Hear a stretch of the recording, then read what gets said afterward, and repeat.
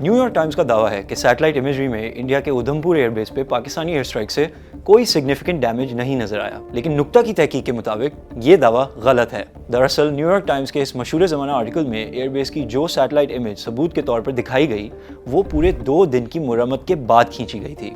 Open source satellite imagery के मुताबिक 10 मई और 12 मई के बीच, यानी स्ट्राइक होने और न्यूयॉर्क टाइम्स की सैटेलाइट इमेज खींची जाने के बीच, उधमपुर एयरबेस पे मुरम्मत की जा रही थी। आप खुद देखिए किस तरह 11 मई को डैमेज इंतहाई वाज़ेह है। न्यूयॉर्क टाइम्स की 12 मई की तस्वीर में डैमेज उससे कम है, फिर 13 मई की इस तस्वीर में मज़ीद कम है और फिर 16 मई तक गायब, बिल्कुल पहले जैसा।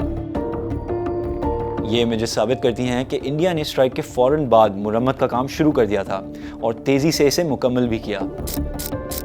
लेकिन न्यूयॉर्क टाइम्स की स्टोरी ने 2 दिन की मुरम्मत के बाद की तस्वीर को दिखाकर पूरी दुनिया को ये पैगाम दिया कि पाकिस्तान की एयर स्ट्राइक कोई सिग्निफिकेंट डैमेज ना कर सकी। आर्टिकल में ये कहीं नहीं बताया गया था कि ये तस्वीर एयरबेस की मुरम्मत करने के बाद खींची गई।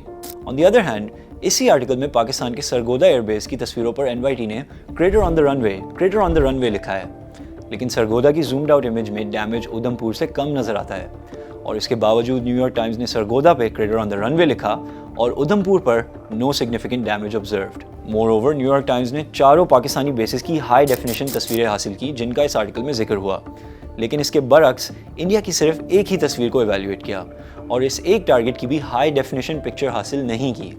इस वजह से यह आर्टिकल वन साइडेड भी नजर आता है। एक मेजर इंटरनेशनल कॉन्फ्लिक्ट के ऊपर इस तरह की रिपोर्टिंग करना क्या लोगों को मिसलीड करना नहीं है?